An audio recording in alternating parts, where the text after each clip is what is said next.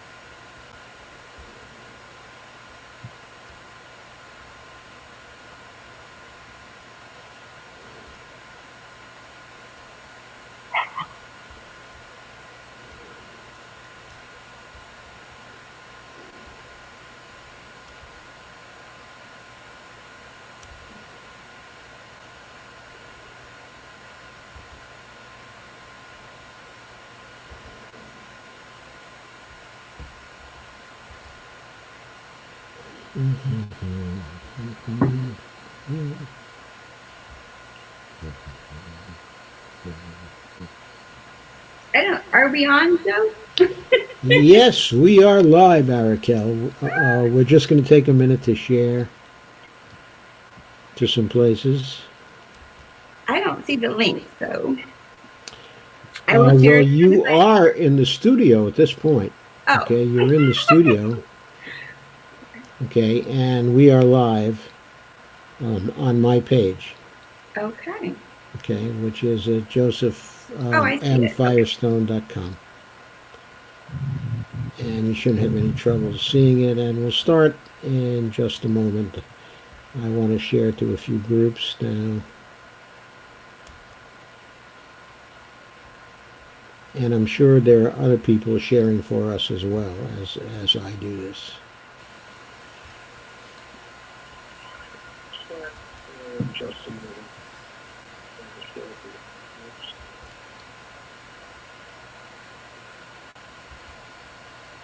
I'm sure there are other people sharing for us as well.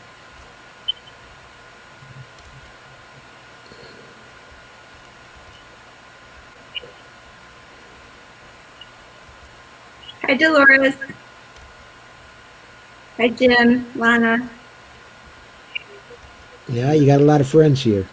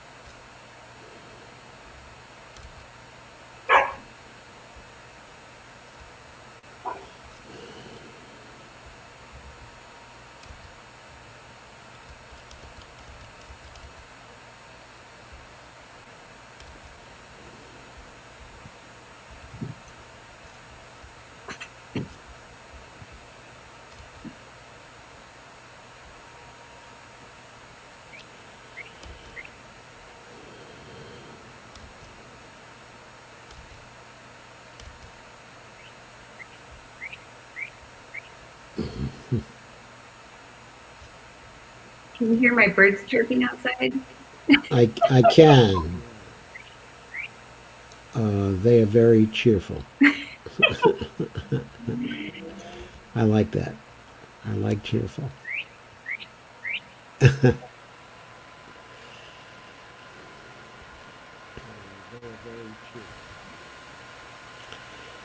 Okay, I notice a little bit of a delay in our conversation.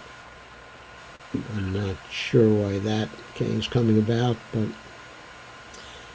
I'm sure we can live with that. So we've already done very well on sharing. There are some 62 shares here. So we should be getting more and more people coming as we go forward. Anyway, what I'd like to start with, of course, is I'd like to start, okay, with an introduction for you. Araquel Bloss, who's my guest for tonight, is an activist. And what I think I'll start off by doing is sharing a screen of her credits. Hi, Dustin, Amber, Sam. Yeah, lots of friends. Right.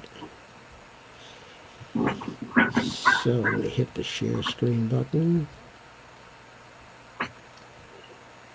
I brought a little coffee and a little water. Good, that's excellent. Hopefully we can keep our energy up and don't bore anybody. I think our energy will be just fine. Okay, so here we are. You should be able to see my screen now, or actually we're sharing a screen, but you should be able to see that Araquel is studying biotechnology at Johns Hopkins University in their advanced academic program. She's a former founder at the Progressive Independent Partnership and founder and organizer at the Progressive Unity Summit. Former co-founder and lead organizer at Occupy inauguration. I take it that was the Trump inauguration, correct? It sure was. And she was also the campaign manager, if I can get to see this, the campaign manager for a gentleman running for Congress, okay, in Indiana, if I'm not mistaken. Mm-hmm. His name was Yatish Joshi. Joshi, no? Okay, Joshi. Mm-hmm. And what congressional district was he in? District 2. In District 2 for Indiana. How did he do, incidentally? Oh, well, he got third, unfortunately, but it was an amazing campaign. Yes, I'll bet it was. He said he was the brown Bernie. And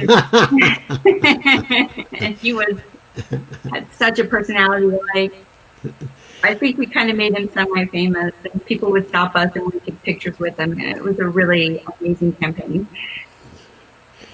It sounds like great fun. You were also a former volunteer campaign coordinator at Oletha Jones for SBCSC School Board District 2. Mm-hmm.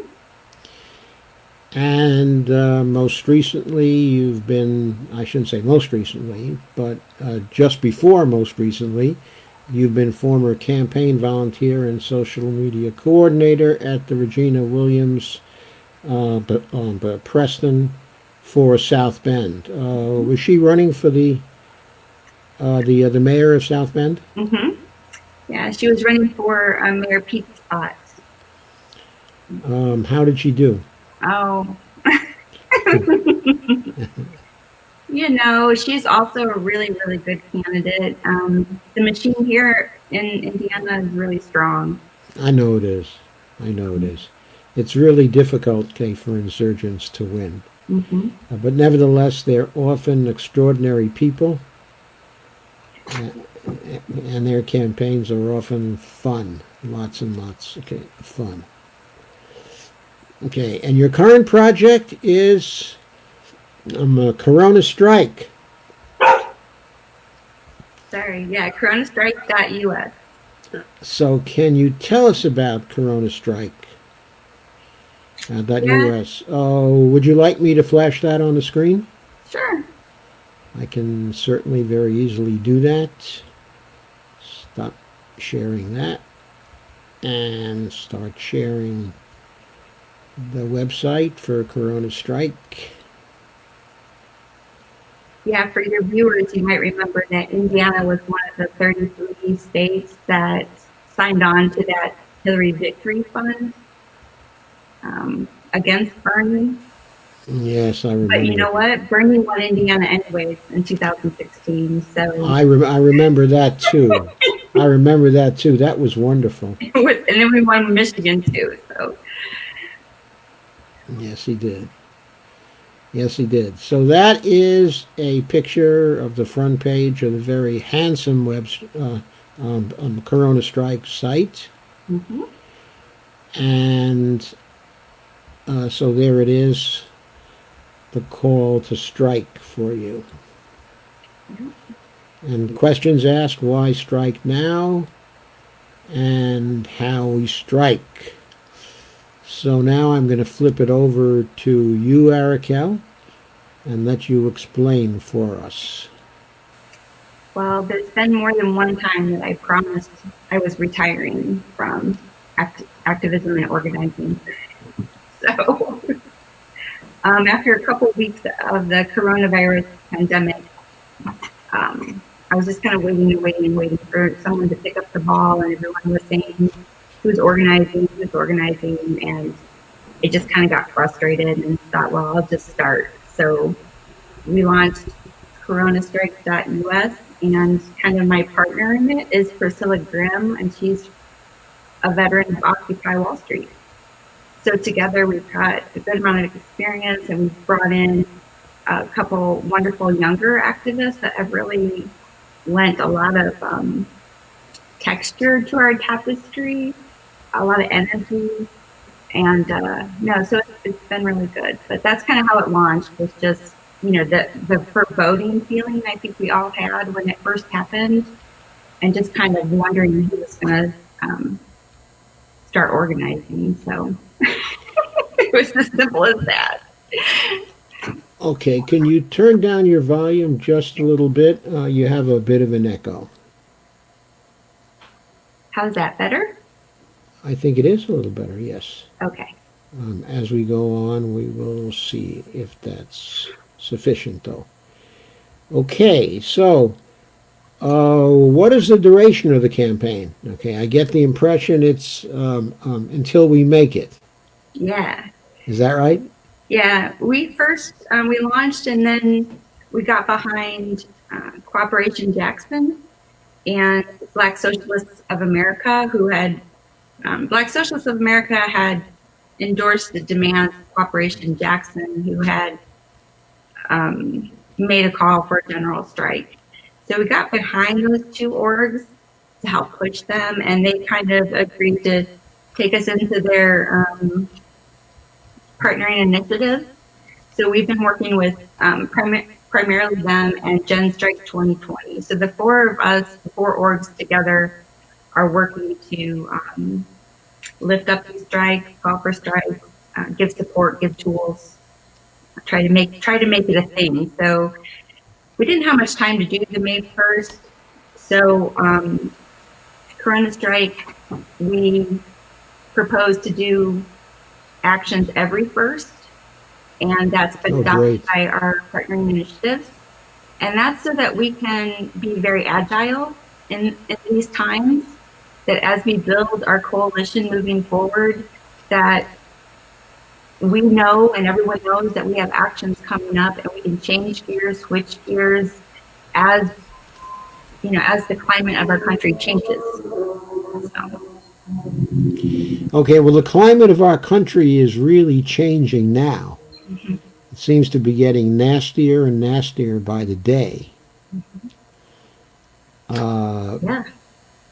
And so how can you use that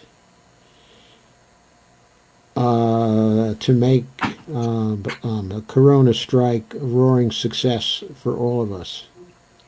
Well, I think that was kind of our lucky approach, how we started with the name CoronaStrike, because as we know, this pandemic has really brought a lot of the issues that progressives have been talking about for many years, predominantly a lot of us from 2015 forward. The weaknesses in our country have really been highlighted by this pandemic. So it's not just a labor strike, it's a rent strike, it's fighting for Medicare for all, fair, housing as a human right now, and these are getting added on to, but it's named after this virus, which has brought all these issues to the forefront. And so it's been a pretty amazing project, but it's also been one that's very complex and layered. And like most recently, we're having a lot of, we're seeing how this pandemic is impacting our Black and Brown and Indigenous relatives, Oh, terrible. right? Really And terrible. and so that may not be on the list of demands, but we have to, you know, um, prioritize like how we message and how we create this narrative for people, to ensure that we're trying to protect, those that are most marginalized and those that are most likely going to suffer greatly in the depression that's going to come. Oh, So yes. it's been very layered and complicated, and I'd say painful too, because as a white person, I've been talking a lot to white people about how we need to like step up and be louder, not just a few of us, but many of us, because there's a lot of people and groups on the right that are taking liberties, feeling like the police aren't going to do anything, feeling like the police can do things and get away with it. We have to be a really strong voice right now and very consistent and committed allies and accomplices in this fight. Or I think we're going to, you know, I think it's going to get bad. So I think it's a very painful situation, for everybody. Worry about ourselves and our communities and those most impacted. You so let me put this as a question. You seem to be allied with a lot, okay, of unions. Is that so? What we're doing is, did you say unions? Yes. The unions right now are not very willing to get overly involved in the idea or the talk of a general strike. Of course, the unions are the most protected workers of our country, so that Of would make course. sense. But we are giving tools to those that don't have representation, and we've been supporting the Target strikers, Whole Foods. We've been on the calls with Chris Smalls of the Amazon strike, Yes. Trader Joe's, Shift. So we're involved in just lifting up these instantaneous strikes and wildcat strikes that we're seeing out throughout the country with people that are not represented, and making sure that they have, or at least feel they have, strength in numbers and that they have support, because these are not being, as we know, they're not going to be, plastered all over the nightly news or cable news. So it's up to us to make sure through our various social media networks that we make sure it's a big deal and that it gets impact. And so on this May 1st, we boycotted all the strikers that we knew were going to strike. We also called for a boycott of those products. Walmart, Amazon, and so we're trying to coordinate that way and hit their pocket, hit their reputation, hit their day, their spot. So I think people are going to get braver and braver as they go, and that's part of it, is giving people the confidence that we're going to create mutual aid funds. We're going to share the mutual aid funds. We're going to inform and instruct and educate people about mutual aid funds, Well, that how must be important really they are, tough. and put some pressure on the 10 percenters that are comfortable, and let them know that this is their moral obligation to help those that are fighting for rent strikes. And yeah, so it's been pretty incredible so far, I have to say. How is the Trader Joe's effort going? I think it's been very minimum, and they have been sending out kind of anti-union propaganda. We just saw that T-Mobile has been doing that as well, sending their people flyers about how it's not going to work and how it's a bad idea. And so we just, but I think that people in their gut know that they're not protected, and they're going home and they're not protecting their families. They could be, cross contaminating from work Yes, family. yes. And so I think people feel very strongly that, I think this is why this is a good time to strike in more ways than one, because the economy is hurting. And we know that's the biggest leverage we have. The only leverage we really have anymore in this country is our labor and our commerce, and our money that we spend or don't spend, or the debt we pay or don't pay. So I don't really believe our votes count much anymore. The petitions we sign don't count. The demonstrations, the protests don't count.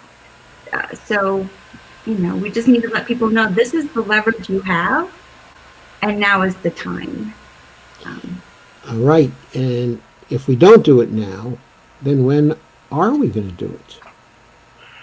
Things are getting so terrible, and the threats are life and death right now. Mm-hmm. And if people are not willing to go the whole way with it right now,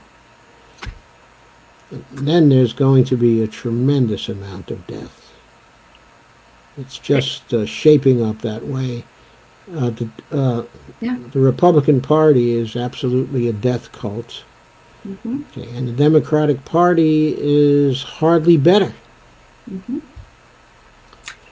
Yeah, and I've been talking a lot more about that, or writing more about that, about neoliberalism. And it was probably a lot of my own evolution in understanding what's happened to our country. And for a while, I had a little bit of faith in Trump as a nationalist, as someone undoing those globalist bad trade deals and trying to get us out of wars and these things.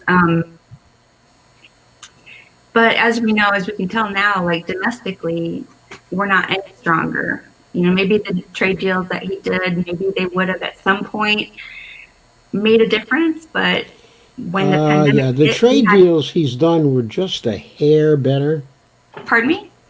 I say the trade deals he's done, okay, were just a hair better. He got rid of the ISDS clause, Mm-hmm.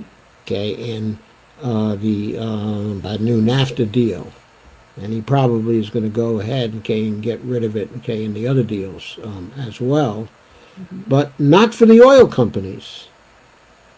They still have the protections they always had. Mm-hmm. And that, of course, can be devastating for the countries that we trade with. So I've been very, very sorry to see that, of course. And when it comes to domestic politics, he just seems to be playing along with the rest of the party. And what he seems to demand or call for is that he personally benefit or his family benefits. It's really a totally corrupt administration that we're seeing. Yeah, I think and like I said, I did have hope. I think he's done some very positive things, like the prison reform and opportunity zones, and I can go on. But at the end of the day, you're right that when we had this crisis domestically, we're no stronger than if a neoliberal Democrat was in office. They've sucked our country dry. We were just a skeleton, and that's 4 decades in global neoliberalism has done that. Sending jobs overseas for cheap labor. Um, they've just left us an incredible. We're incredibly vulnerable as a country domestically, and if one more thing happened right now, it could really just devastate us for.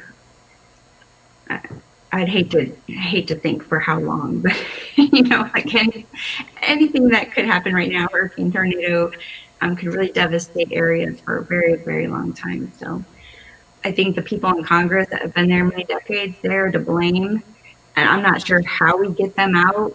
It seems like we've had very little success.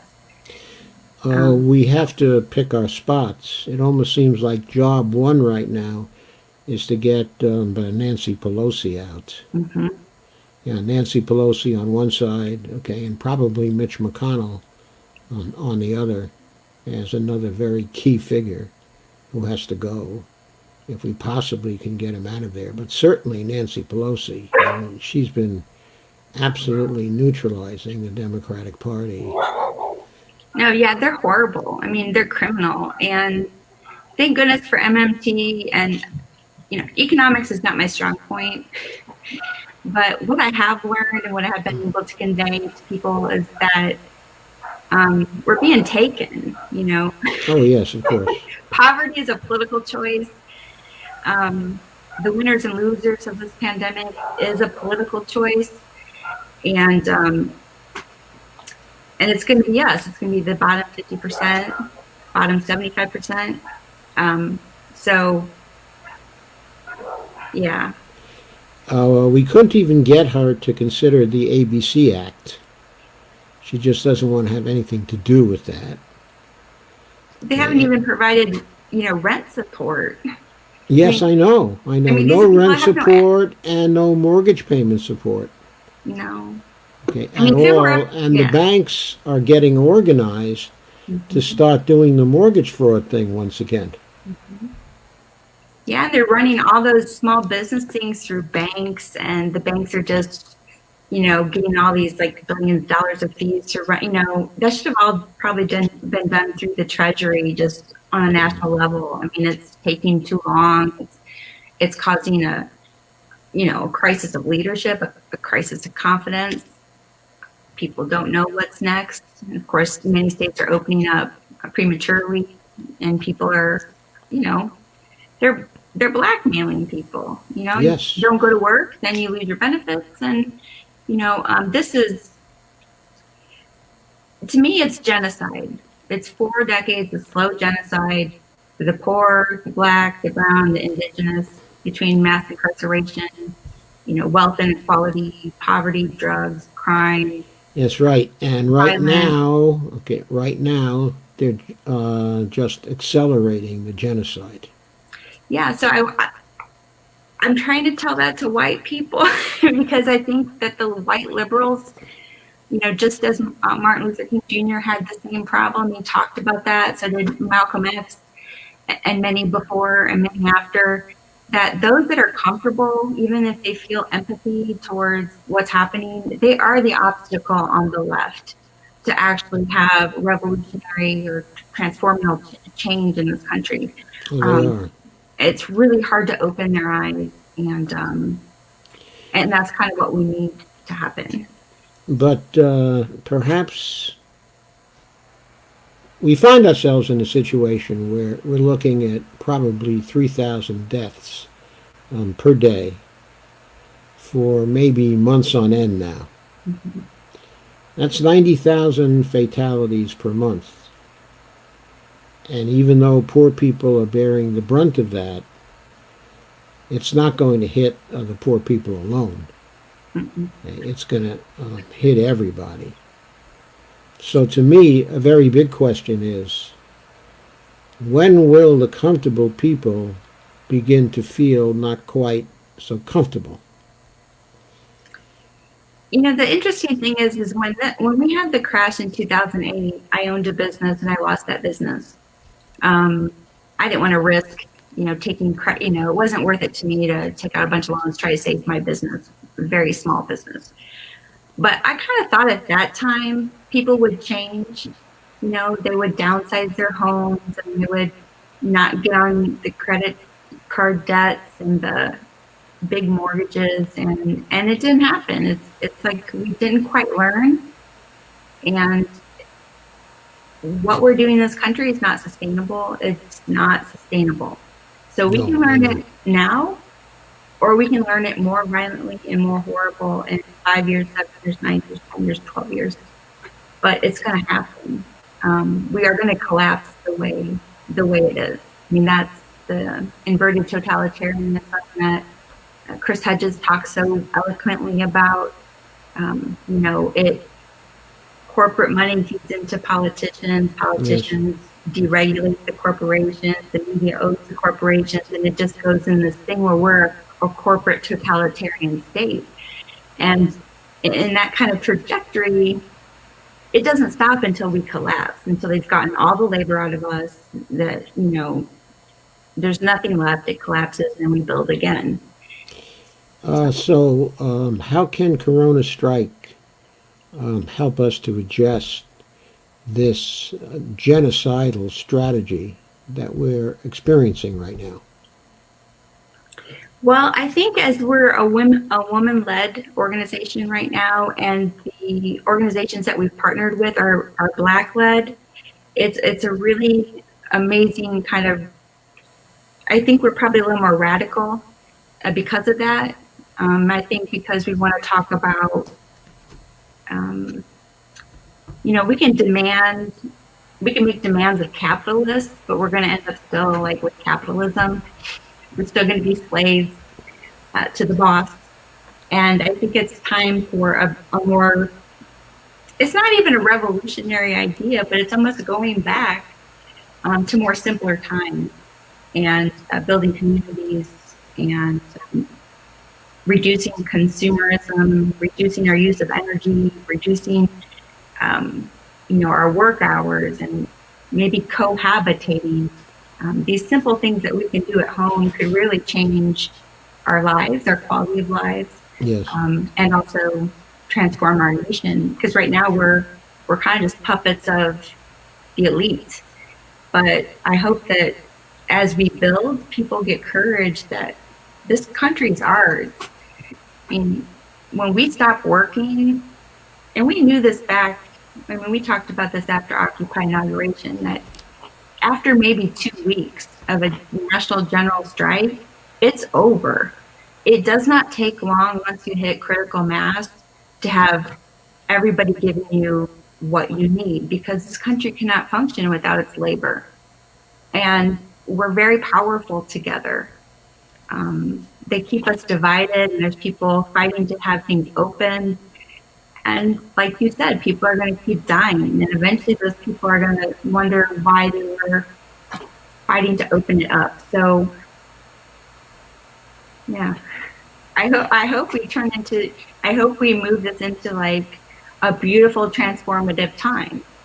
But So do I. it takes bravery. It takes a lot of bravery. Yes, it takes the courage to get out there, and as you said, to stay out there for 2 weeks. Mm-hmm. In this case, you just stay home. You don't go back to work. Yes. Stop paying your debt. Stop putting money into the system that doesn't serve us. Like, we're risking our lives for an economy that does not serve us. And when we realize that, we're not risking all that much. When we can share, and when we unite, there's not anything we can't do. There's just more of us. There's just more of us. So, in this way, I think we have this great opportunity with the pandemic that we can just stay home, or we're calling out sick out. We just call in sick. We can cripple the economy. Yeah, so Corona Strike is about getting people to stay home for 2 weeks solidly, right? Yeah, and stop paying your rent. Stop working. Stop shopping on Amazon. Just stop until these people that we pay serve us, the people first, over industry, over big business, over war, over military, over American empire. How will we know when they start serving us first, when they start putting the people over the profits? Well, I think that we'll start seeing the money come. We'll see things change. I mean, we have seen Amazon buckled just a little bit. Yes, we They, have. you know, decided to give their second quarter earnings to build their own testing facility for coronavirus and make sure all their staff and warehouse workers had PPE. So we can do it, but we have to be brave. Um, yeah. And that's the weird thing about the time right now, is that I know that many people on here probably love Bernie. I love Bernie, but it's almost enough talking. Like, how many more tweets is he going to do? How much more talking is he going to do? Um, we really need a leader right now to say, get in the streets. Like, stop the meat packing, We stop do. what you're doing, and demand our representatives represent you. We don't need any more talking. Like, they know what we need. They don't want to give it to us because they want to Yeah, make they know sure what we need. Quite a lot of it is in Bernie's platform. it is.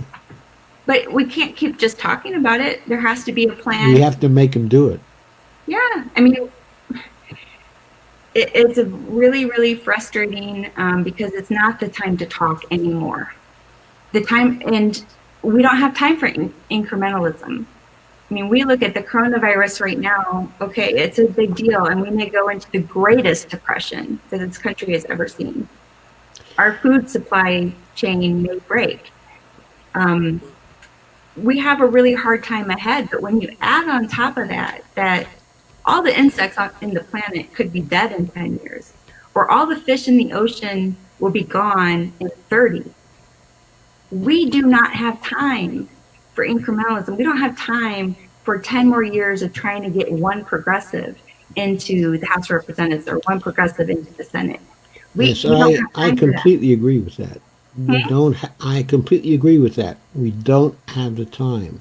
And so I'm hoping from this time We there'll be have to. new revolutionaries that will come and rise to the surface, and we will have new leaders, because they assassinate our heroes. They assassinate Martin Luther King and Malcolm X and all of our greats, JFK. And it's time for new heroes. So we have to be open to hearing our new heroes and letting new leaders emerge that care about all people. Yes, we do. Yeah. Yes, we absolutely do. And we have to summon up the courage Mm-hmm.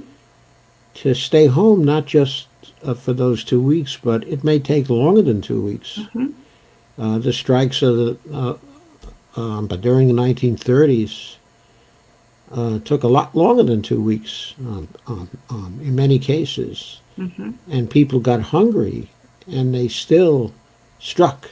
Mm-hmm. They still would not go back to work. And that's how they won. Mm-hmm. But it may take a lot longer than 2 weeks. We have to be ready. Well, we have to be brave.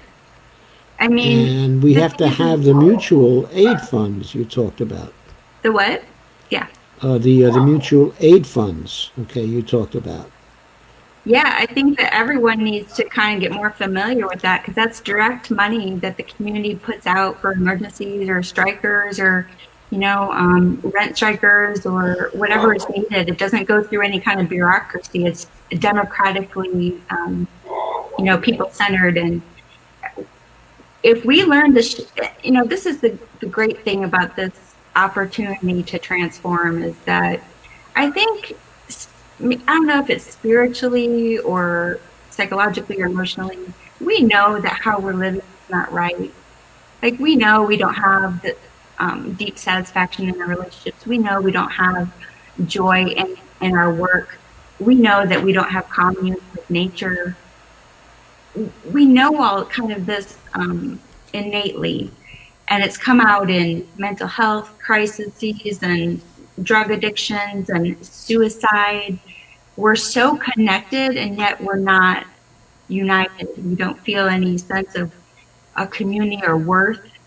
So I think this is also a time to, as we've seen with the essential workers, and recognizing that they may get the lowest pay, but they ended up being the most important of us right now, is the whole new conversation of what is value. What makes a person valuable? This capitalism, patriarchy, colonialism, imperialism, The hierarchy, GDP.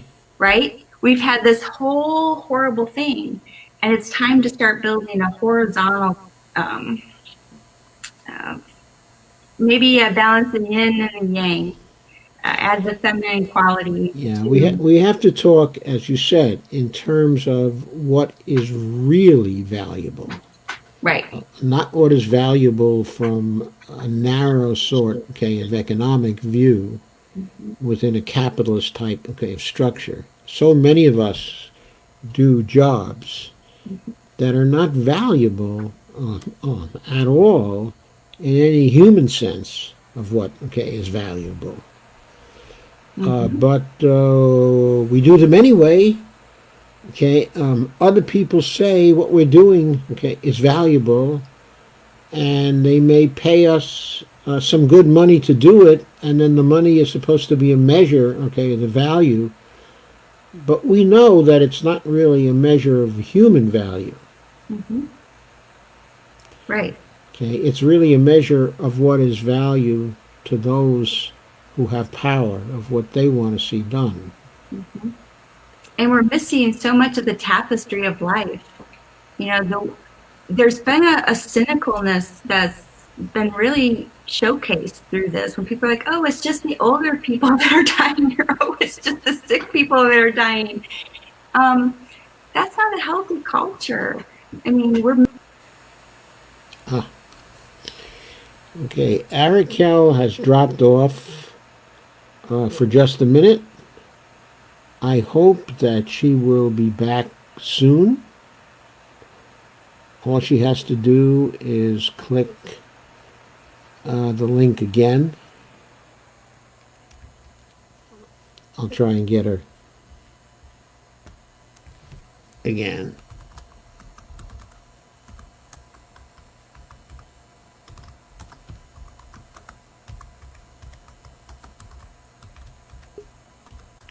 I think she has come back, and that I just have to let her in. Yeah, there she is. There I don't you know are what again. happened. Yeah, but I was saying It that we're missing so much beauty of the. Can you hear me? yes, I can hear you just fine. Okay. Okay, you sound fine. I think I probably know what happened.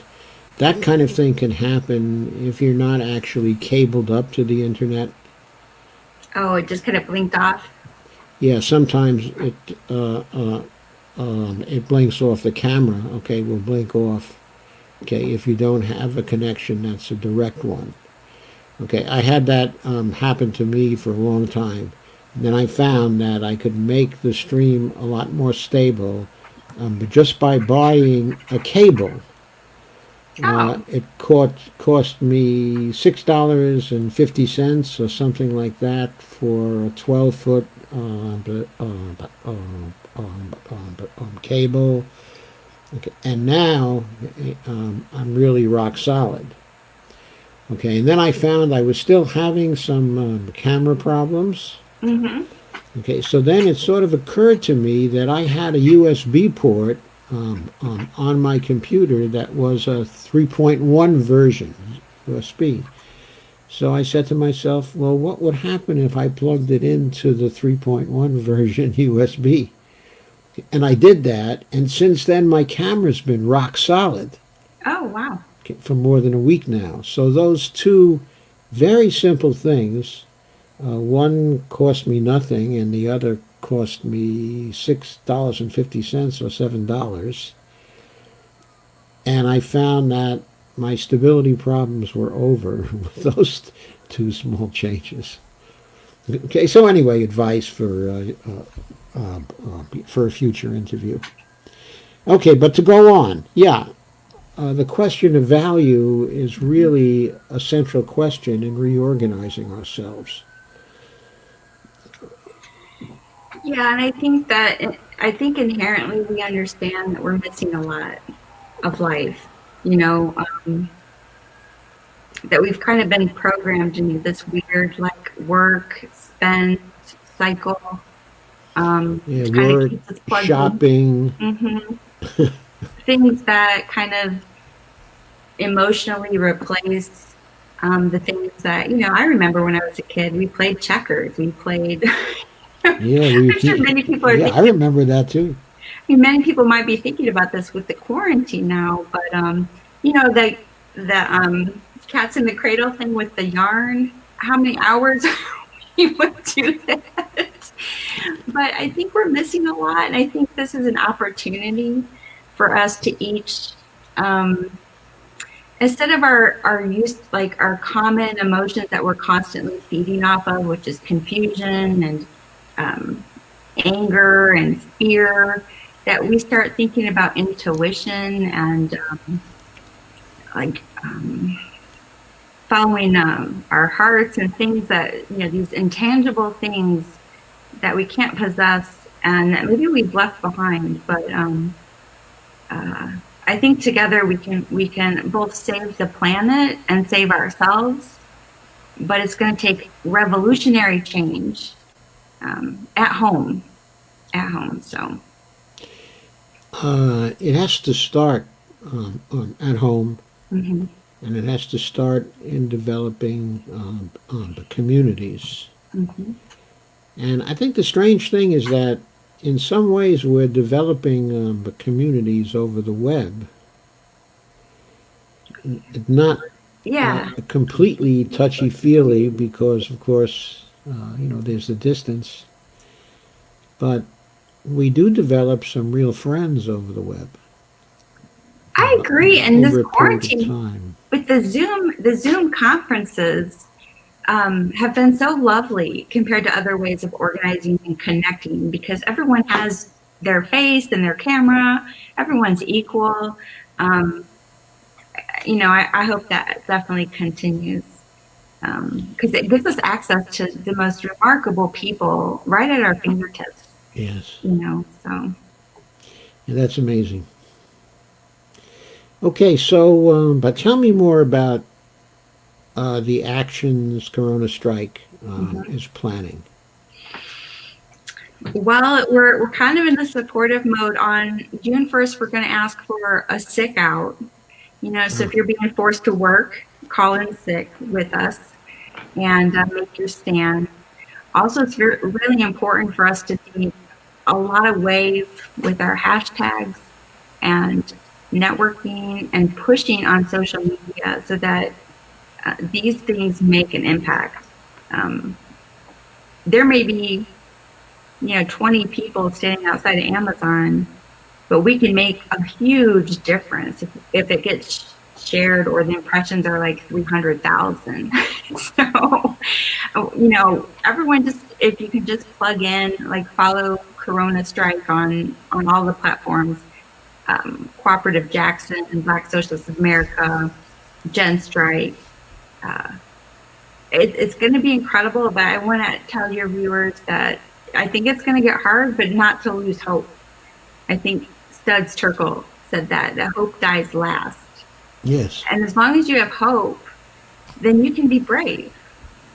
You can see a better tomorrow. You can envision a better world. Because if we don't do this now, then we're leaving our children a catastrophe, literally a catastrophe. And so if you're not brave, you got to think of your grandchildren and your children and not leaving this world like this for them. It's time we Yes, build and consciously. I think also we have to help them to be brave too, Hmm. because they're Yeah, not always so brave. it's a scary world.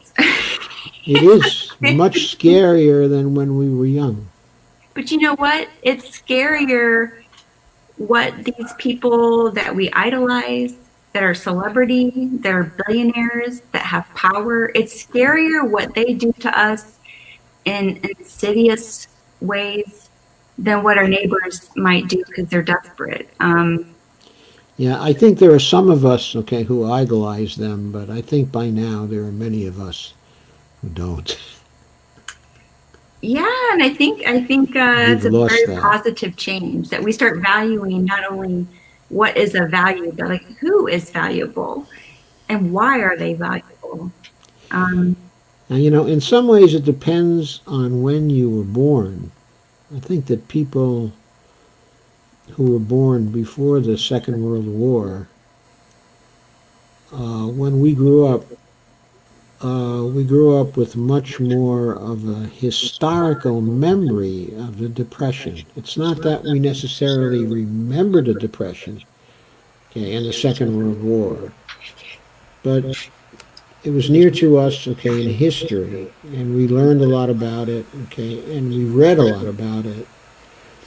And what we learned and what we read was that people at that time did not value the rich so much. Mhm. We did not actually grow up idolizing the Rockefellers or the Fords or the industrial titans of those days. Somehow the depression left us with a kind of an immunization to them. Mhm. And for years, people didn't really set their goals as goals of getting rich Mhm. or being successful in a monetary way. Mhm. And then we had this sea change to neoliberalism during the latter part of the 1970s. And that kind of idolatry of money came back again. But for a period of almost 40 years, the country was free of that. Mhm. And I suppose it can be free again. I hope so. Yeah, I'm no, looking forward to that. I have a good feeling, but yeah, no, I have a good feeling, but I think that people have to be brave. But I'm reading this book from a survivor of the Bosnian War, and what's very poignant about it is when you have to survive a thing, a horrible thing, a collapse, whether tornado, war, famine, disease, you realize what's important and not important. So when we think about what we actually need to live, that might make us a little braver because I think we all have too much space and too many things that don't make us happy, don't fulfill us. And I went to Standing Rock, and of all my experiences as an activist, I always go back to the fact I wasn't even there very long, but it impacted me forever. And because I learned that we can live a different way. They had a spot where kids were taught school. They had a TP where herbs and medicine and medics were. We co-slept in tents, and we all ate together and cleaned the dishes together. And it seems like a simple thing, but it was really beautiful. And I hope we can all envision like a different world. And that may mean to sacrifice material things, but also gaining a lot of beauty. So, Yes. And I think that's what we have to start to look for mhm. at this point. How do you fund an effort like CoronaStrike? Well, right now, we're kind of self-funded. It doesn't cost a lot. Social media is pretty free. And we don't want to run any kind of mutual aid support ourselves. I mean, we really want to highlight there's so many local efforts happening that we're listing those mutual aid on our website so people can find them. And we're going to keep adding tools. So it can kind of be the hub where people can, if they want, find tools, uh, unions to join, tools on striking. But this is really a mass movement. Um, if we look at just the politicians or corporate media or Donald Trump's tweets, we wouldn't know that so many people around this country are rising up.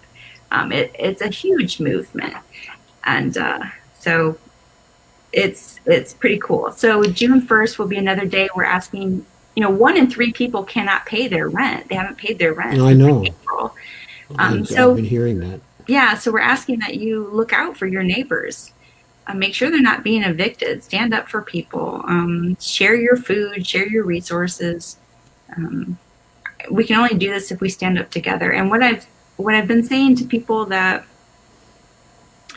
there's a lot of this hoax, this coronavirus hoax thing going on, and that's all part of this like elite gaslighting they do to us Yes. constantly. Yes, it is. But what I say is that it doesn't matter. Like, we're here, and we have one opportunity to transform our country. And whether it was a bio weapon, whether it's downplayed or upplayed, or either way, obviously we don't have control over our existence anymore. I mean, that should be evident. They're confusing us. Go back to work, don't go back to work. It's safe, it's not safe, it's dangerous, it's this or that. Like, it's time for the people. When I say the best representative of the people is the people. Yes, of course. And when we come together, we can decide what we want. We can stop reacting to these people that don't have our interest at all. They don't care about us. We are just producers of their profit. So, Yes, we know that. yeah. We know that. So you're seeing people rise up. Yeah.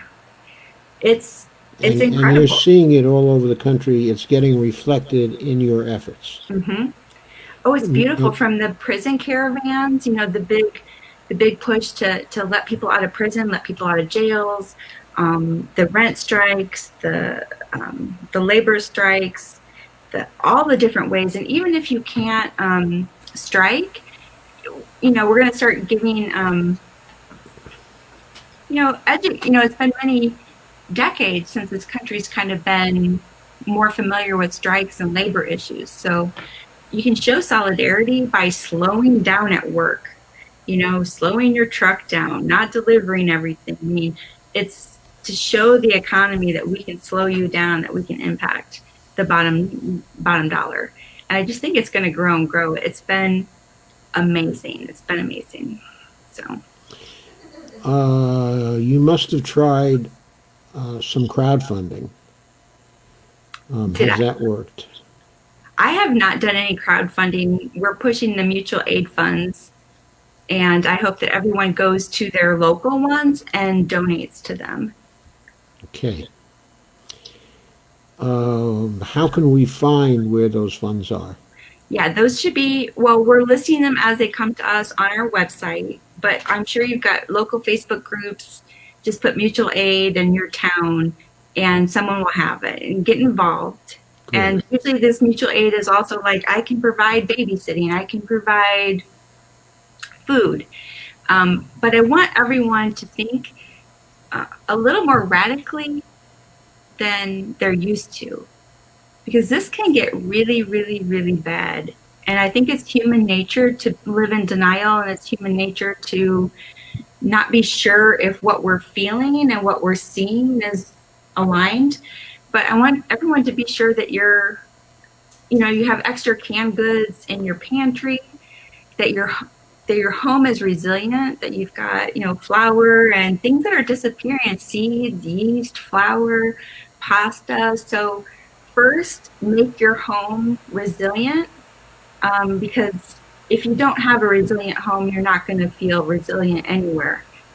So think radically. Think, what if everything changed tomorrow? Just, be safe and start to make your home a little more resilient. Okay, that I think is extremely good advice. Okay, I know we try to stay out of the stores as much as we can. Mm-hmm. So we shop very strategically, Mm-hmm. and we try to put aside things for weeks so we can survive in case something fails, because we know that the web of our society has more and more failure points at this point. And Yeah. so we're kind of expecting the unexpected. We're expecting the black swans to happen. They're not really black swans. They're actually white swans now. At one time they were black swans, but now we're close to the edge. So they're the white swans, I think. And I think this is going to be, I mean, we're going to have to do this no matter what. This time, next time, environmental collapse. There's a lot of reasons. The unclean water, Flint. We've seen Hurricane Katrina. The fact that we haven't connected that could happen in our town. I mean, we saw 9/11. We all should be prepared to be resilient. And start to build what I like to, it's a socialist economy where you're building communities to share, barter, trade. Maybe you get 5, 10 families in your neighborhood or in your community where you're like, I've got this and you've got that, and share. Start handing down your clothes again, all those things you did when, like, I was a kid. I think we need to go back to basics, and then we'll feel a little more secure in what's happening. Yes, I think so too. Um, okay, so how can we help you? Well, I hope Or you'll be. maybe I should say, how can we help ourselves through the solidarity with the CoronaStrike.us? Well, for instance, on rent strikes, for instance, we're suggesting that you hang a sheet out your window on the first in solidarity. Write whatever you want to write. And that's because, especially if you live in a bigger city, if people are forcing evictions, your neighbors will know who's in solidarity with them and who's going to help them. Like, we have to defend each other. We have to stop. Yes, We have yes, to get yes. between the eviction and the renter. We have to get in between the essential worker and not having PPE. Yes, We yes. have to stand in for our neighbors and as a team, like we've never done, in many decades. So to show solidarity, boycott when you see strikers, boycott, share, hashtag, make sure that company feels it, call, email them, say we're not going to tolerate you having these workers without their PPE. We will boycott you. I mean, we have so much power right now. Um, it's quite incredible. So Yes, but we just, have to learn how to use it. yeah, And we have to have it's pretty faith in incredible. it. We have to have faith that these kinds of actions are going to put the sort of pressure on them that forces them to change. Yeah. And we can and we will. And the thing about rent is you have to remember that the 2000, as far as I know, like I said, economy is not my big thing, but the 2008 housing crisis, the federal government put a guarantee on mortgages so that the banks wouldn't be holding all these foreclosures. Um, so the banks are never going to lose. You don't pay your rent, you don't pay your mortgages. The banks are not. They may take your house, but the banks are not going to lose. So Yeah, you're there's only one way to make them lose. yeah. And So I that mean, way is nationalize them. yeah. So, the thing is you say, oh, well, the landlord needs their money. They can call the mortgage company just like I called my mortgage company and said, I'm going to need 3 months. They can do the same thing. Um, the fact that our Congress hasn't provided support for renters, it's immoral. I mean, It it's is criminal. terribly immoral. It's a It's immoral. scandal. It's a It's, scandal. I mean, people, when they lift the eviction moratoriums in 2 months, 3 months, like Indiana, we have like 3 months, people are going to be homeless. They're going to And be out on the streets in the millions and and we've already millions. we've already seen tent cities all across this nation before this happened. We were Yes. already in crisis. Maybe we wanted to not see the homeless, or I volunteer with the houseless. Maybe we don't want to see them, we don't want to believe them. It's going to be too big to ignore. So we got to stick together. So we will, Yeah. but So we have to do something before that. yeah. So defend each other. Defend each other. Like, we have the power. When we stand up and we do it, I don't even think we ever had our country. So you don't want to say we're going to take our country back, but Yes, we I can don't think we transform ever our had it nation. either. I think we may have come close a few times, but we never had it. Right. And there This would aren't, be the first time that we have it. and there's no, I can't find one leader in DC that's going to make this work for us. I I hate to don't think say it, but I can't find one leader there's not in one. D.C. either. Right. So it has to be one of us. There has to be new leaders, new revolutionaries, new brave people. So look around. Your heroes are next to you. Your heroes are your neighbors. Your heroes are the people still working at Burger King or the hospital or the nursing home. Start elevating those people, valuing each other. Um, I think it could be there is a silver lining. Yes, but we have to create it. We do. It's always about us actually creating something new. But when we have hope, we can do it. But it's sacrifice. We have to. I mean, I'm willing to sacrifice. You know, we have to have people willing to sacrifice. But for the greater good, I mean, I can't say how dire of the situation we're in right now. Take away the pandemic. It's still Like, dire. Yes. our world is crashing in 10 to 30 Yes. years. We can't rely on Congress. We don't have time to mess with the Democratic Party, who will not let progressives in. We don't have time for Joe Biden or Trump or anyone else. It's our time. It's our time to say the water belongs to the people. The oil belongs to the people. If the oil comes out of the soil in It's our going to kill country, us. it belongs to the people. The Yes. water, It belongs the to the air. people, so we have the right to leave it in Yeah, the nobody ground owns and not to take it out. the planet. It belongs to all the people, and we need to start demanding, that there is no real cheap hamburger. There is no real cheap oil. There's a deeper, deeper cost to these efficient, national food supply chains, the big ag, the big pharma. There's a cost. There's a human cost, a planetary cost that you can't put a dollar sign on. But we have to be brave enough to say enough and stop just making idle demands and put our labor and ourselves on the front line.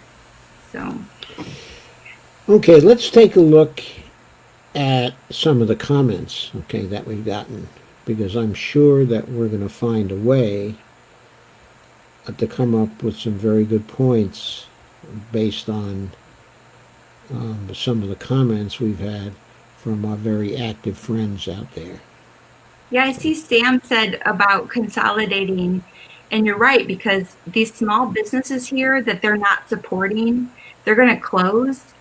And these big stores that already exploit the people are just going to get bigger. Walmart, Amazon, Target.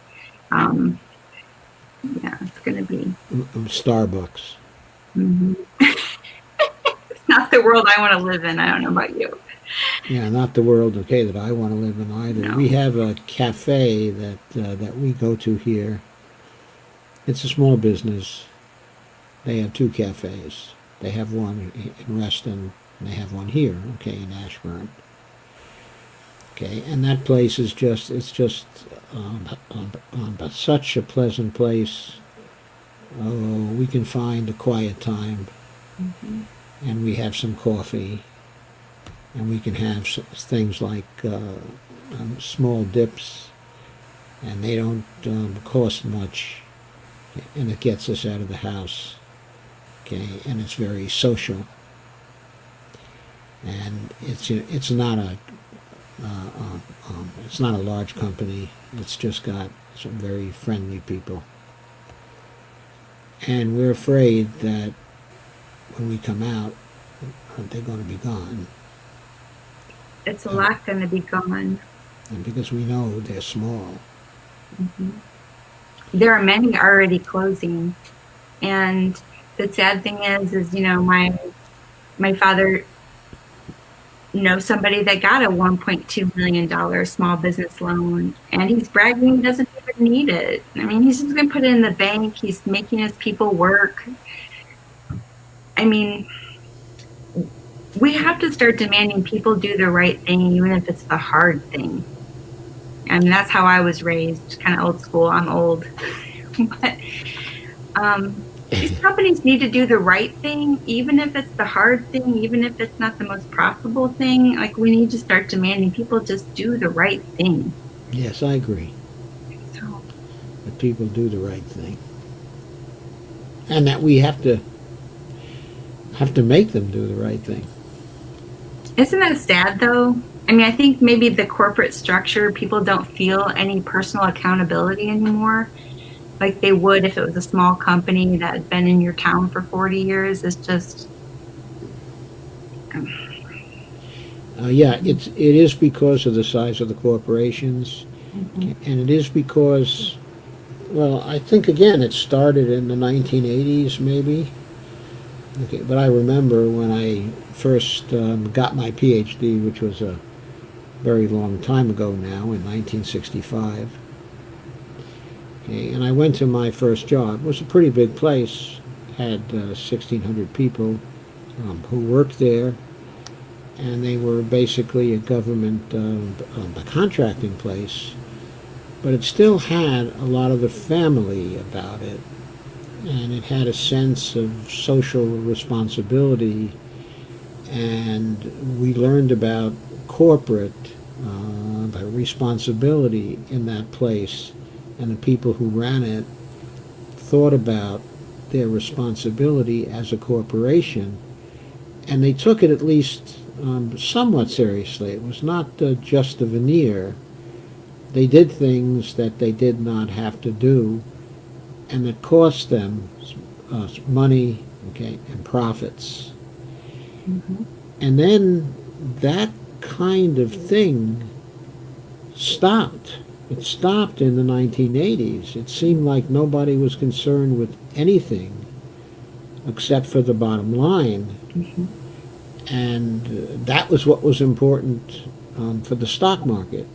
Everybody managed against what they were going to report in their financial statements so that their stocks would rise, okay, in price, and that's all they seemed to care about. And social responsibility went out the window. It was for suckers, and the corporations never managed to that anymore. Mhm. They were managing to multiple goals and through the 1960s, okay, and into the 1970s. And as the 1980s came, and as times changed, it more and more was only about profits and that stock price. And that worked with the financialization of the companies, okay, as well. And it supported the globalization that we saw, which has caused so much harm for everybody. Yeah, So, it's so much greed. It's yes. So Kay Ryan says, but Indiana's a mess, just like Ohio. Yeah, Um, Pence was horrible. He was my governor, and Pete Buttigieg was my mayor. So, yes, I remember when Pence was governor. We have some friends here who are military friends, actually, but they were stationed here for a few years. Then they went out to Indiana, okay, Indianapolis, when Pence was governor, and we would talk with them, and they would tell us how terrible Pence was, and how everybody knew about it, and how they couldn't understand when he was nominated, okay, as vice president, couldn't understand why people thought that he would be a good candidate, okay, for vice president.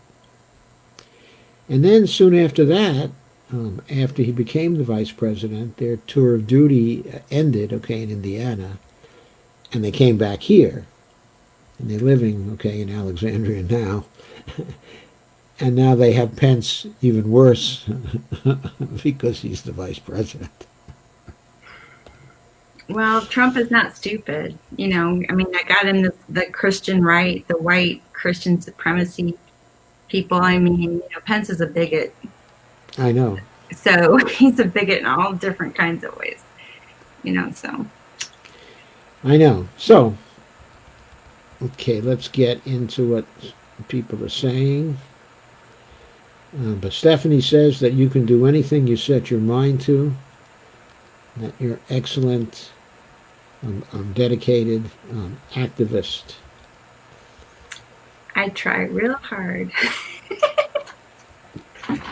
And Sam informs people about your current project. And again, you called attention to Sam's comment that poverty is 100% okay, a political choice. We have the solutions, we have the resources. We just need to have the political will as a nation. I don't know if I would call it the political will. I mean, I think that we don't even have election integrity. So at that point, how do you get anyone in or out anymore? Well, the CoronaStrike could exert some pressure not only on the businesses, but on the Congress people too. There is the ABC bill in the Congress.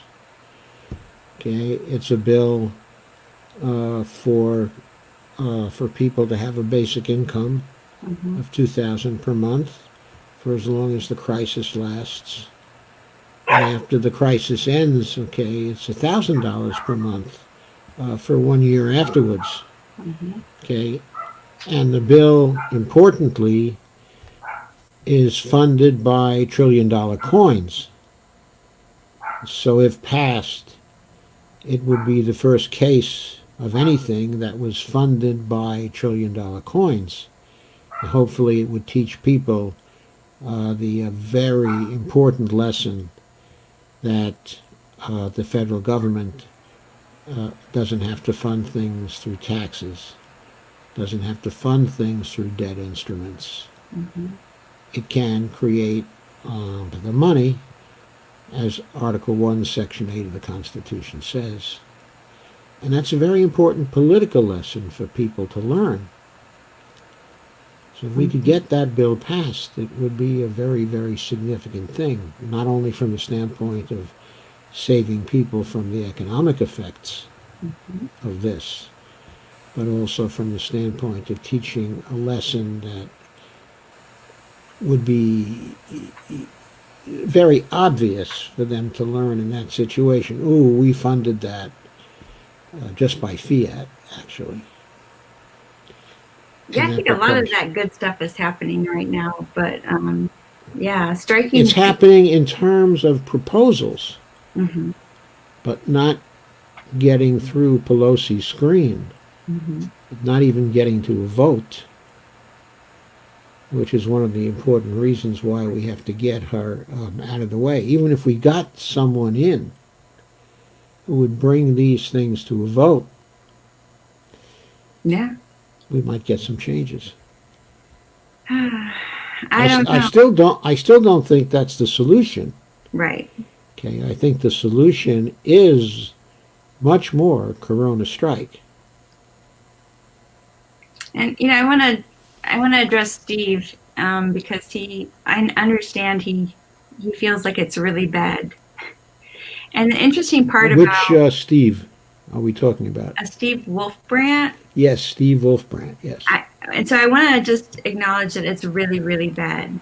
And what I'm saying to you is I need you to imagine it getting really, really much, much worse. So the way the system and the elites play us is that we're good people. And you're saying, but what if we don't pay our rent that month? That's how they get us, because we're good people. Well, what if everything changes in 3 months and everything collapses and you made sure you did everything right? I mean, you have to think outside the box and you have to have hope or you're not going to do it. He said, you're too optimistic. No, I'm not optimistic. I'm telling you, it's really, really bad. And yes, but you have to have hope, because if you don't continue to have hope, then all you can do is lay down and die. Yeah, I mean, and that's not what we're about to do. Sometimes you don't know your power until it gets really bad, and that happens in our personal lives too. Sometimes we don't know our own strength, our own resilience until we have to, and I think that's what the country's gonna come to. So I hope. Okay, so Matt asks, what percent of the electorate would you need to make a general strike work? 10%? 40%? I think critical mass is like 3 3.7% 3.7% of the population. Yes, I think that was written about by Ralph Nader, wasn't it? Hmm. So it's really not, I mean, as we know in the pandemic, 1% is a lot of people, so, but Yeah, one yeah, percent is 3.3 million people, and 3% is roughly 10 million people. exactly. So what So, would we need to make a general strike work? Well, I think it might be more than 10 million people because you would want very substantial numbers of people in Washington, in New York, in San Francisco, okay, in Los Angeles, okay, in the biggest of our cities. You'd probably want to have, um, maybe 1 million, 2 million people turn out in each of those particular cities. So you might actually need more than 3% of the people. But once people see very big numbers of people actually going out and putting their bodies on the line, more people will join them. hmm I mean, it's going to mushroom when people finally see that it's practical. hmm It is going to mushroom then. well, I think people have to ask themselves that personal question, like, how much is your job worth to you if you're going to get sick, if you're going to die, if you're taking it home to your family? Like, it's a very personal question. Yes, it is. What is that worth to you? You know, It's a very personal question if you have the courage to get out there. And right at the beginning, there may not be very many people with you at the start.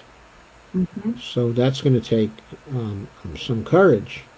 hmm But the good thing is, if you get out there and you start it, and other people start to join you, as that grows, it takes less and less courage to get out there and to join when it really starts to mushroom, when people really start to self-organize. That's what self-organization is about. hmm And And that, you look at the 4 decades of neoliberalism, you look at mass incarceration, for instance, you look at our current global map of mass incarceration, and we are by far the most incarcerated country. And how you can say we're free when you look at the wealth inequality, I made two graphs of wealth inequality and mass incarceration, and they go up at the same time, like 1972. They've all start going up: mass incarceration, wealth inequality, and you put Joe Biden in 1973, where he got, or 72, when it he got was 72 when he got elected, yeah. elected. Yeah. So all these people that have been in, the Clintons and the Pelosi's and all these people have profited off of this. But you can't say we're free when the economic system is rigged, where we're late stage capitalism and the unemployed are going to end up in prison so that someone can make a profit off of them. We need to start seeing it as drastic as it is. We go, should I pay rent? I don't know. We're living in a corporate fascist state. What is that worth to you to collapse that? I just don't think we're free. I don't think our votes count. I don't think our representatives represent us anymore. When we get a really clear picture of where we're at, how scary that is, uh, not paying rent and not going to work might be just the simplest way, you know. So it's a crazy time, and it's just going to get a little crazier. So please, find solidarity. If you're in an apartment building, you just have to get many of you to not, even if you can afford to pay your rent, if there's a rent strike going on in your building, don't pay it. Out of solidarity, you come together and none of you pay. It has to be in solidarity. We have to learn to work together. So if someone is striking, don't cross the line, don't buy, boycott, share it, tape Yes, it, yes. put it out there. We're all working together. And I think we can tip it. And so do I. I also think, okay, that we can tip it. Okay, I also think that the main focus of activism has to be outside of the political system right now because we've got nothing going inside of the formal political system. It has to be the external political system that we mainly focus on. But I also believe that it's worthwhile to pick our spots in the formal political system so as to ease the process, okay, a little bit, which is why I'm in favor of really pressuring for Shahed to win from Nancy Pelosi. That's certainly not going to solve all our problems, but if we could get a Barbara Lee in there as the Speaker of the House, things would be somewhat easier in the House for us then. It would make something of a difference, I think. But see, I want to remind people that if they wanted it to be easier for us, they would do it. And we always think, like, if we just work harder, if we work harder for Bernie, if we donate more money, like, we're always blaming ourselves. Like, they would just serve us if we got more signatures on the petition. They would just give us Medicare for all, if we just showed No, more they would dying not. people. No. No, they don't care about us. They don't care about us. Right, but I'm not reasoning that Right. to get a Shahed in that would actually change their attitudes. What I'm saying is that if we get someone like him in, and we get a change in the leadership of the House as a result of that, then we might be more successful in getting some of these bills to the floor, okay, and getting them a vote. And that happening itself starts to exert a pressure on some of the other people in Congress. When they have to go up or down, it means something. When there are opposition ads that you can run against them in primaries based on votes, that means something. And, okay, so I think that we can do something like that.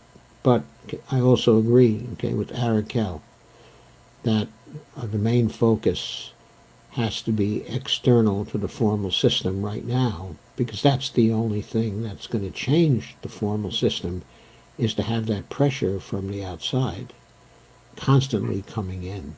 And I see people spending day in and day out on Twitter talking about the allegations against Biden and bicker, and we are wasting time. Like, really, it doesn't matter. That whole thing doesn't matter.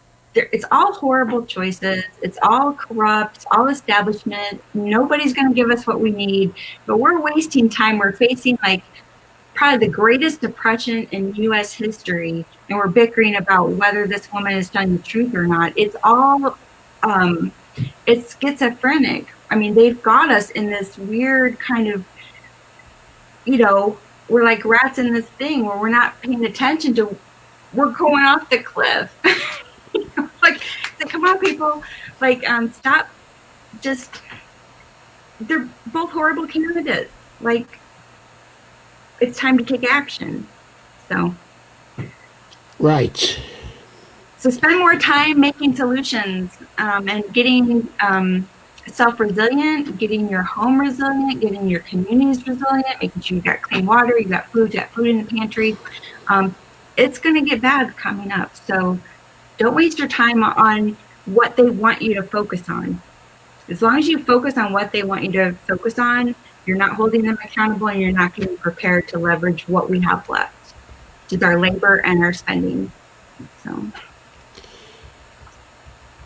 Okay, so Kay says, my parents were young during the Depression and always taught me to save money.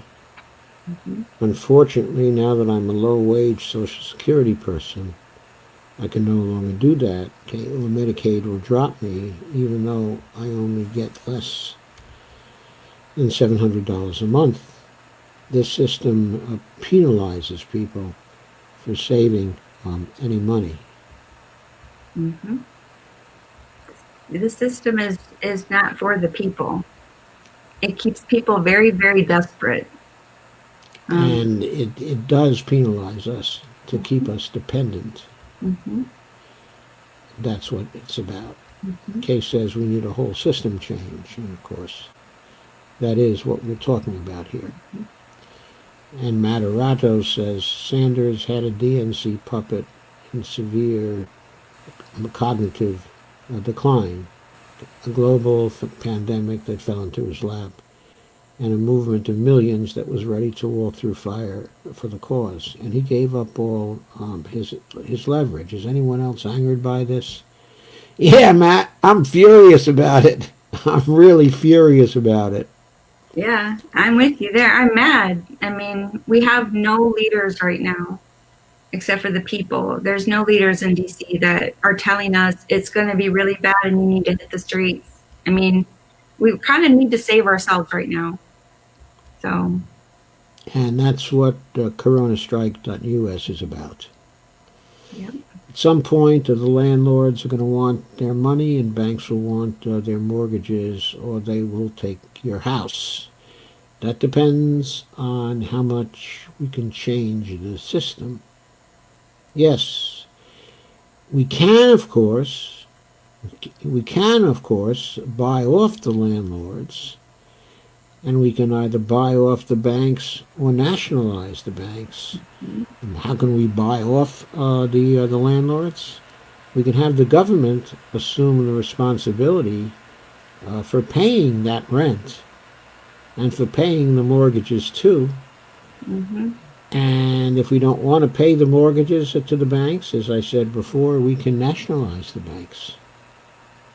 If And I, the movement is good enough, that's what we can do. I mean, the banks, after all, are only agents of the government. Why do we allow them to be profit-making agents of the government anyway? mm-hmm. I mean, they have a guaranteed profit situation in the sense that if the government doesn't want them to fail, it just bails them out. Mm-hmm.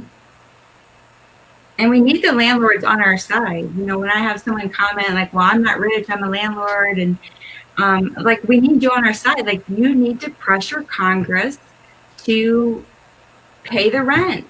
Like, back the most marginalized people in this country and do it now. Like, why won't Nancy Pelosi pay the freaking rent? oh, What is wrong with her? They She's want these put people together to a $3 trillion bill, but followed by a previous $4 trillion they already spent in a number of these relief bills.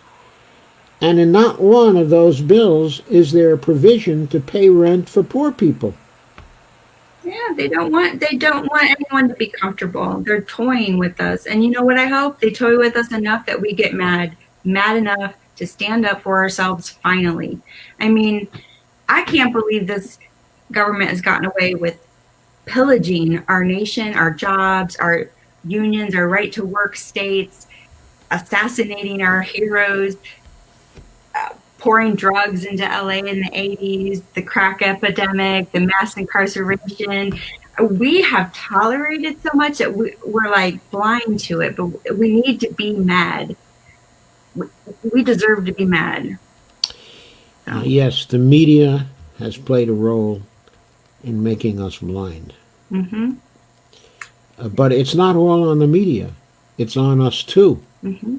Because there are many of us who are blind because we will not look. We will not see what is there right in front of our faces.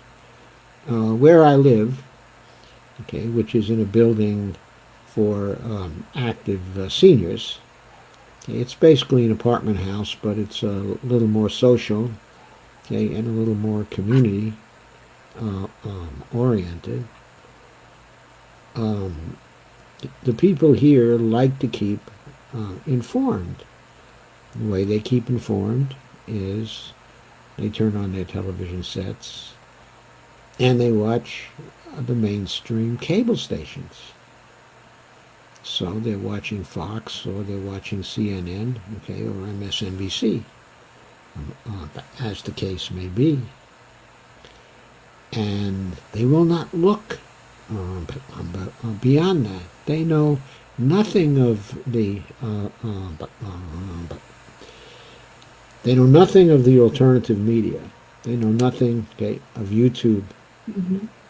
they've known for many months now that I live stream 5 times a week. And not a one of my neighbors, okay, are interested enough to come to one of my live streams. They'd rather turn on MSNBC. Mm-hmm. Okay, so there it is. They don't want to look. It's almost as if they're afraid to find that they've not been getting the truth and that they've been duped all this time. And there's one lady here who's aware and who's very nice, okay, and is very bright. Okay. And she loved Bernie Sanders. But she always thought Bernie Sanders doesn't have a chance to win. Mm-hmm. But she was still sort of before Bernie Sanders. But then Michael Bloomberg came into the campaign. And she was so excited that Michael Bloomberg was coming into the campaign because he had the money to win. And she turned right away from Bernie Sanders, okay, in an instant. And there she was, hanging on everything Michael Bloomberg had to say. And that was it. Well, maybe we need a dose of reality, unfortunately. And,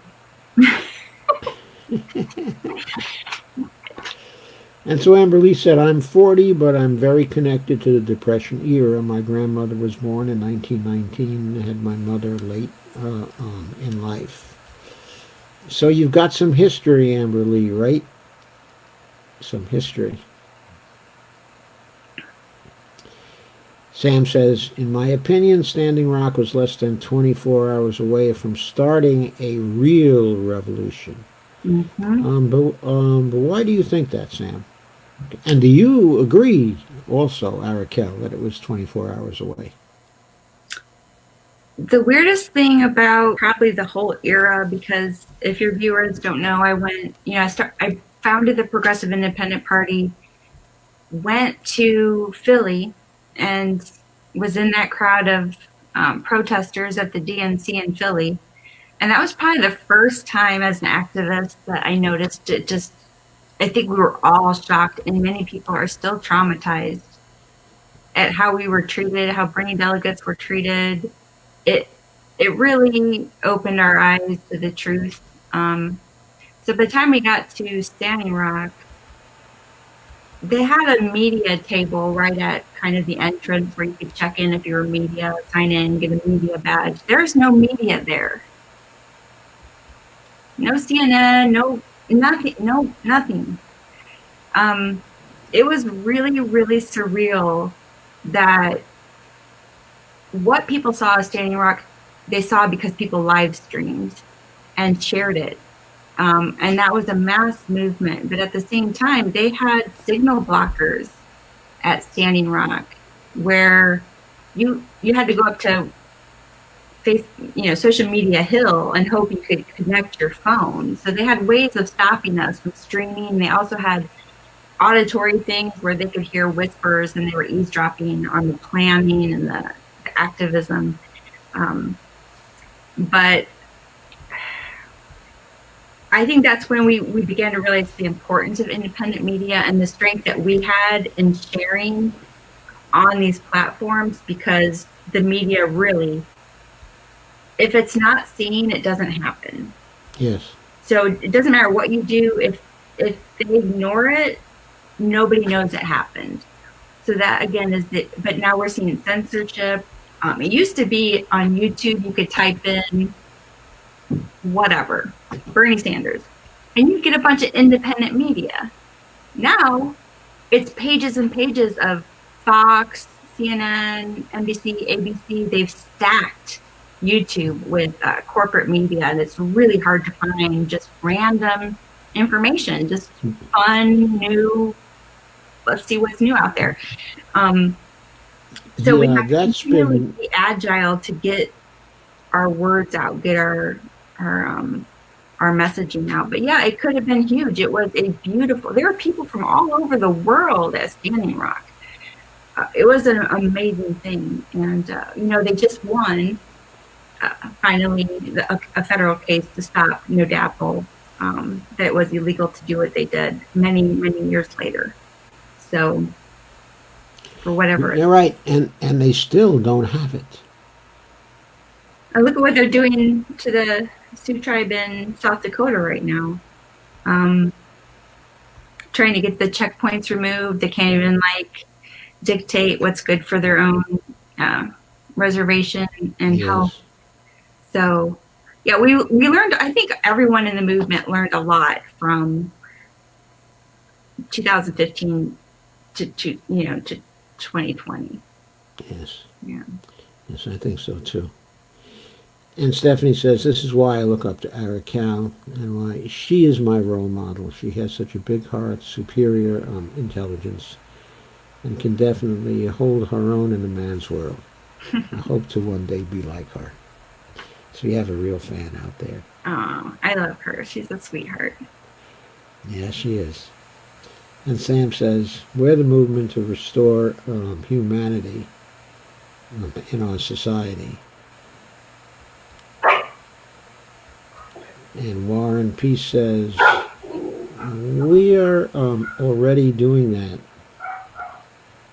And I don't know who Warren Peace is, but I'm sure he's not Warren Peace. And Kay says, by the way, my grandma went to work on the railroad back then and was one of the first watchwomen on the railroad with a lantern back then. So proud of her.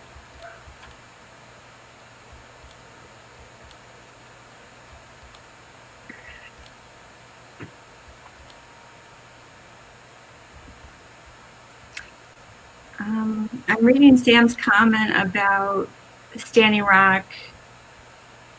The veterans were going. Yeah,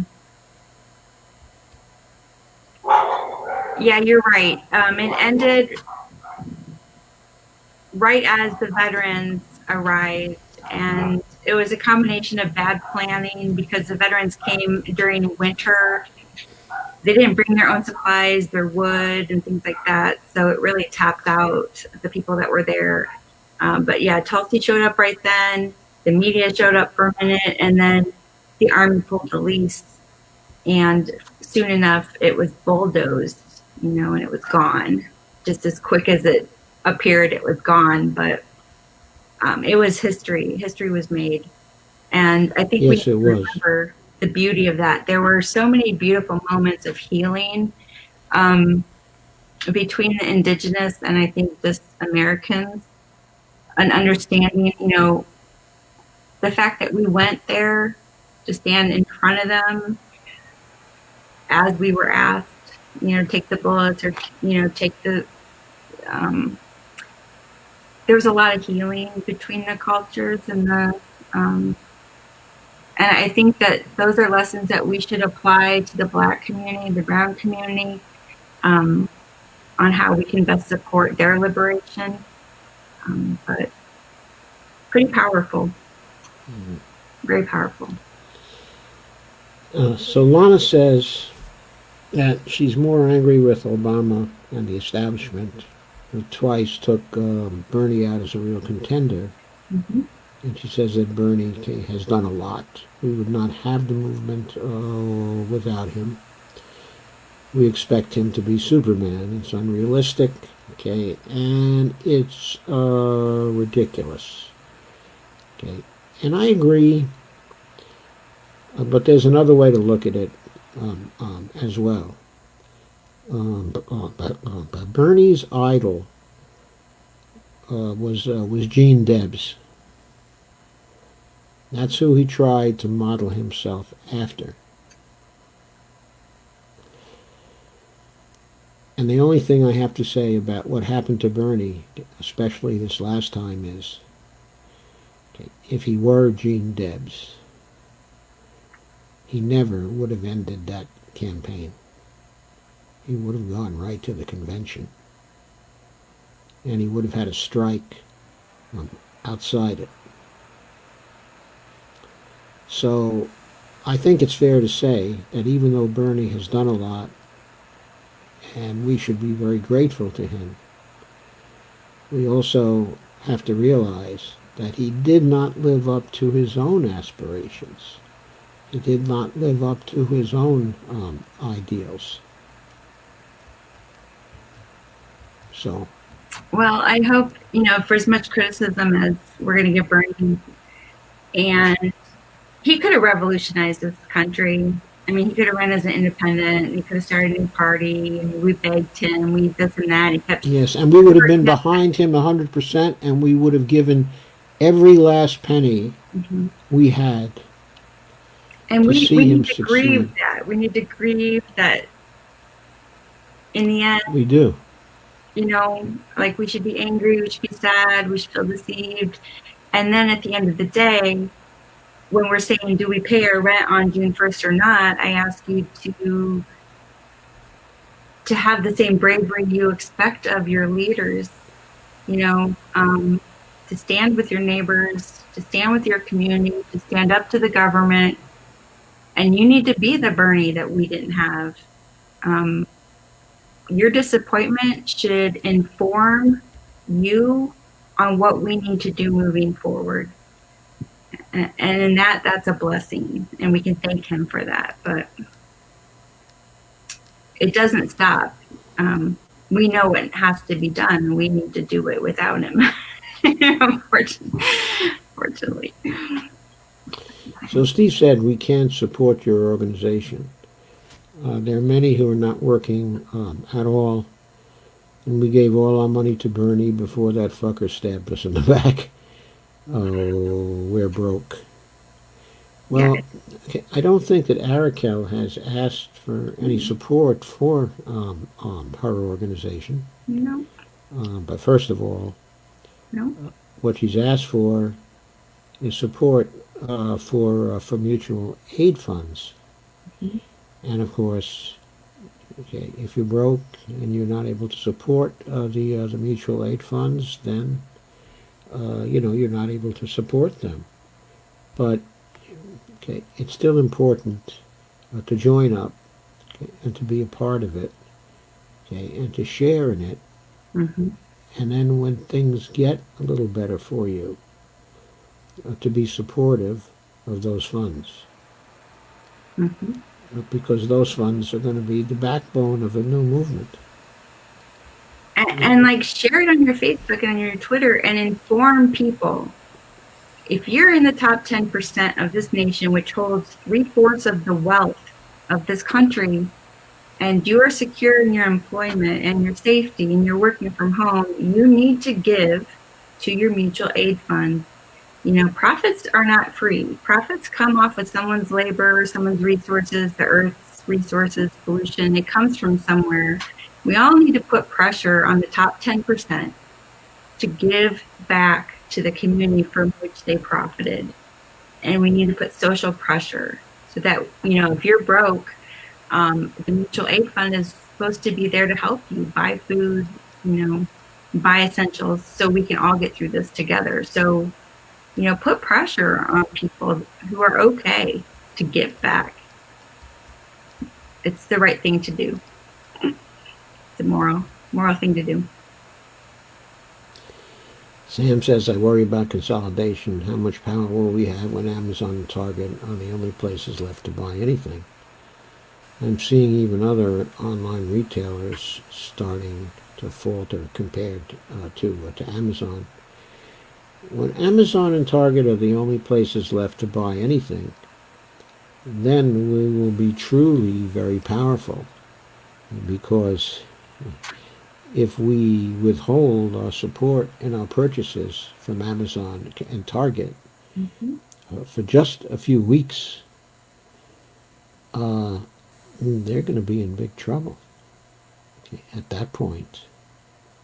Yeah, I mean, if we really knew that this greatest depression was going to go on for the next 2 years, would you be buying anything from Amazon?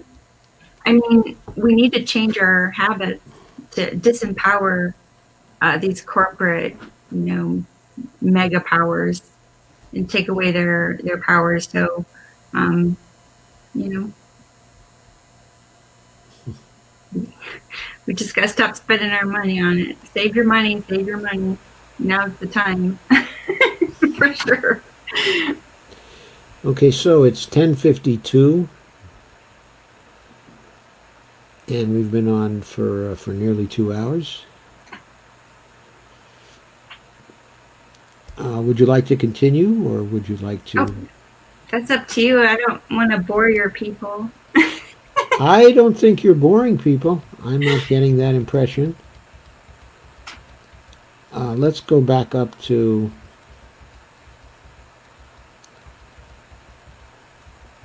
there was a comment up here from Sam who said, please correct me where I'm wrong, Araquel. The vets were on their way and the entire nation was holding its the collective breath. Even my conservative friends were watching. Think about what would have happened during that conflict when the sacred vets clashed for real with the standing army. Obama knew this, and just as the vets were starting to arrive, they stopped the pipeline and completely neutered all of the momentum. People started to disperse, and it wasn't long before they started to clear Mm-hmm. the settlements. And Sam said it was a powder keg. Yes, Obama was wise enough to see that and to do what he needed to do to pull the cork out, as it was, so things could vent and subside. But you may have been right, Sam. If he hadn't actually done that, if he hadn't actually stopped that, it may have been the start of a revolution at that point. Mm-hmm. I always wonder what would happen if there was a general strike and it was met with violence by the authorities. Okay. I always wondered which way the army would go. They still do inconvenient things in the Army, in the Marines, and other branches of the service. They still swear oaths to the Constitution and promise to uphold it. They still swear on the supremacy of civilians over the military, and that still runs strong in them. So what happens when they see unlawful orders coming down to shoot people who are only exercising their rights under the Constitution, freedom of assembly? I really wonder what would happen, in that instance, especially if the demonstrations, are nonviolent, and the aggressors are the people who are representing the authorities themselves. I wonder how much of the military would go over to us in that situation, with vets on our side. I really don't know how it works out, but if you look at history, in revolution, after revolution, when they're successful, it's because the armed forces change sides. Well, and that's why this moment is so powerful, because we don't even really have to hit the streets to strike. We just don't go back to work. And if you can imagine things getting way, way worse, then those kind of decisions become much, much easier. Yes, and it's hard. It's hard to shoot down people who aren't even in front of you in the streets. Same with debt strike. I mean, they're not going to know who's paying their credit card. You know, how many months is it going to take for them to do anything about all of us not paying our credit cards, all of us not paying our student debt? I mean, there are ways we can do it. But as you know, with the inverted totalitarianism, as Chris Hedges puts it, is that they do, the power comes from the military exerting itself around the world, but they turn it back inward. And we've seen that in increasing militarization of our police. Yes. And, being able to just shoot someone for running away. I mean, That's incredible. so we're already seeing that. I mean, I hate to be like one of those people who be like, there will be people that will lose their lives, but there are people that lose their lives, either to violence and houselessness or not having health insurance, or people are dying already. Oh, yes. 83,000 as of this morning just from COVID-19 Yeah. itself. I mean, if we know that this is going to last a couple years, 3 years of this depression, I mean, cohabitate, live with many people in your home, like start building security in your lives to get through these hard times. It's ironic that, the statistics on how much space each of us has, like in our homes, these single family homes that might have one person or a couple or a small family. For all those statistics, we have so much suicide and unhappiness and disconnectedness. So again, like, I think we just need to envision a different kind of world. So we're not just fighting the world that, that is marginalized, exploiting us, but we also have to build a new world. We have to envision a replacement. Yes. We can do that, I think. Yes, I think we can. There was a comment made by War and Peace, by the way, who said, we can do what Gandhi did in India. And I certainly think there's something to that, that we can do that. Okay, and in a way, staying home is like that. It is, after all, a non-violent thing to do. Mm-hmm. We don't have to agree to participate in an economy that does not support us. And people are so afraid to not do the right thing that they forget that the right thing is not being done for us. And we don't have to participate. We don't have to give into a system. We don't have to comply. That is the choice we have. And that was a choice that was not only made by Gandhi, it was made by Martin Luther King as well. Mm-hmm. So keep that in mind. Yeah. And I watch a lot of, like, I'm not a good speaker. I probably write better.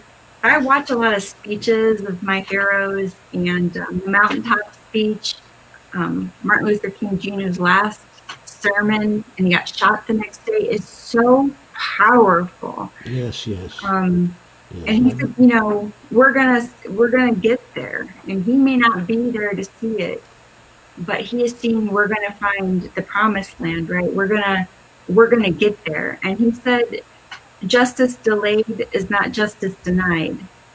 And it's time. I mean, it's really time.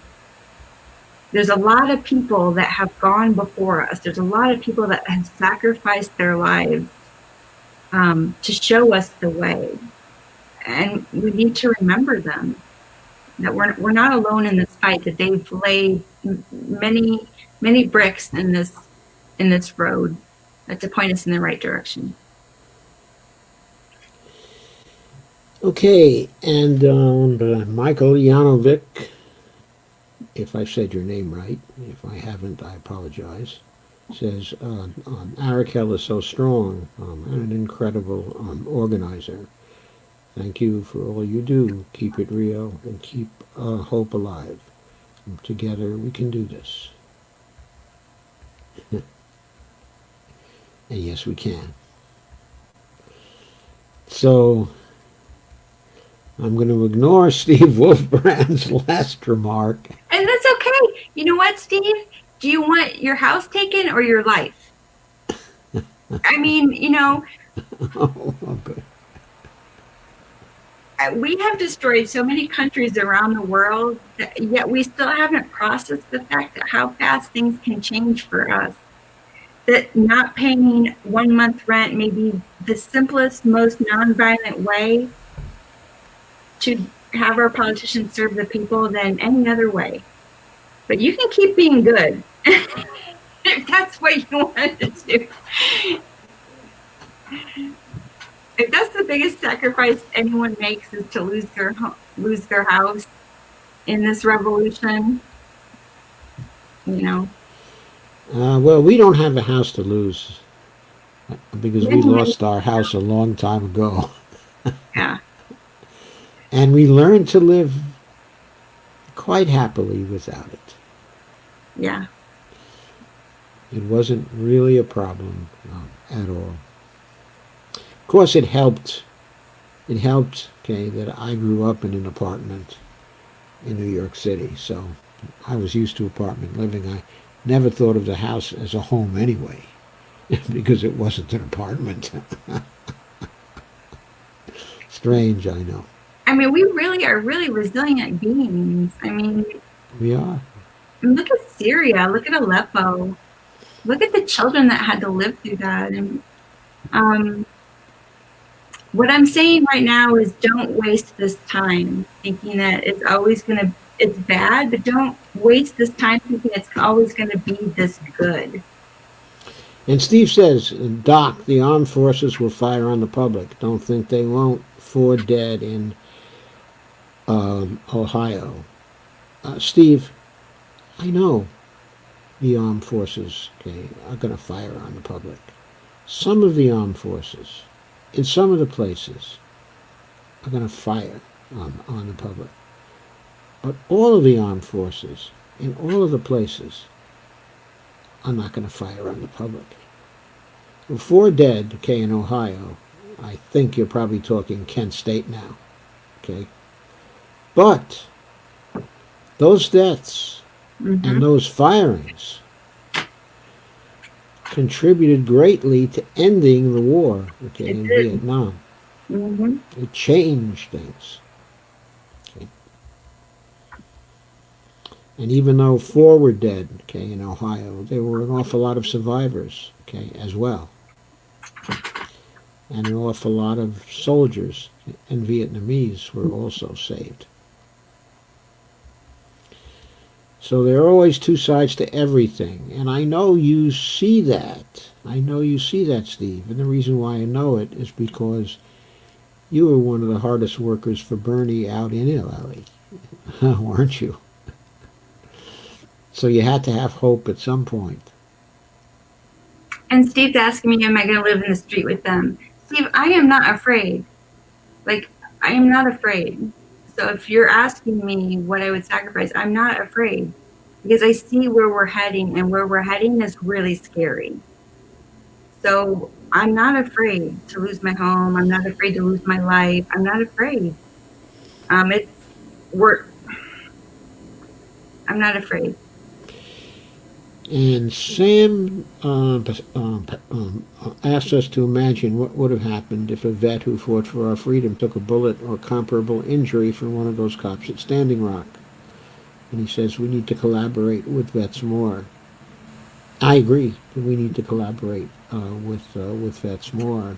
For anybody who lived through the period, the Vietnam period, the returning vets had an awful lot to do with ending that war.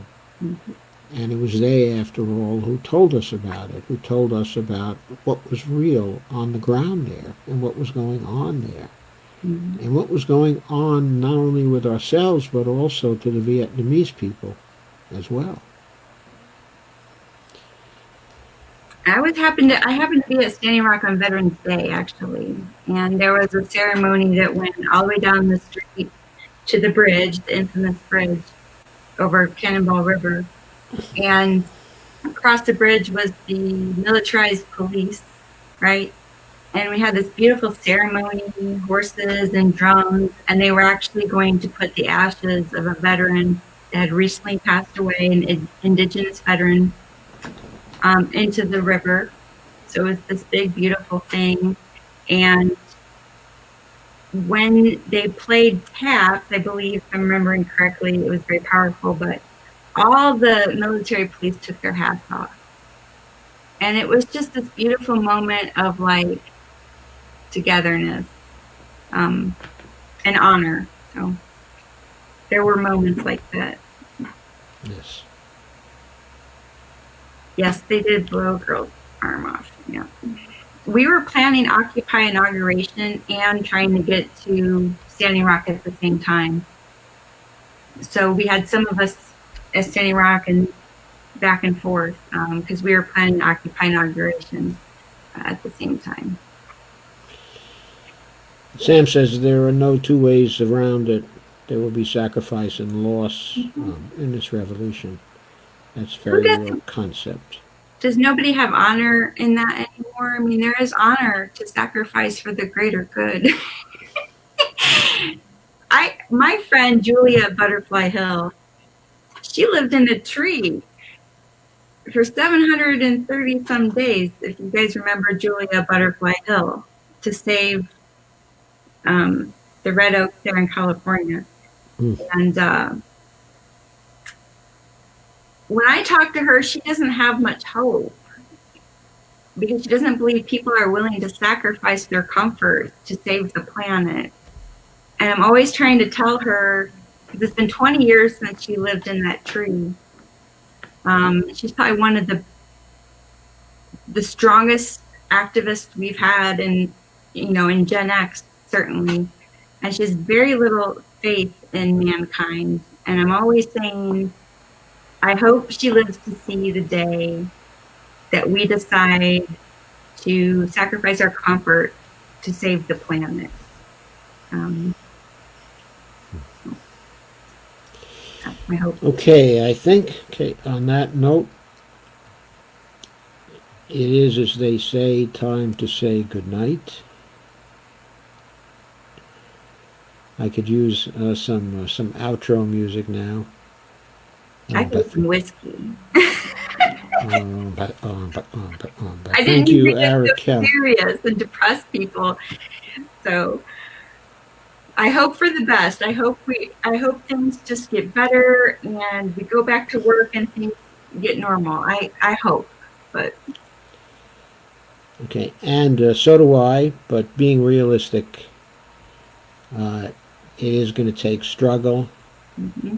and it is going to take some conflict. And as you've been saying all along through this night, we have to be very brave. So thank you all for coming, and thank you, Araquel, for a wonderful discussion. Thank you, everybody. Stay in solidarity. Okay, it was really one of the high points, okay, of the live streaming that I've done for a few years now. Aww. So thank you very much for coming thank you aboard. for letting me. I wanted to talk more about. I wanted to talk tonight more than just about the strikes, but about some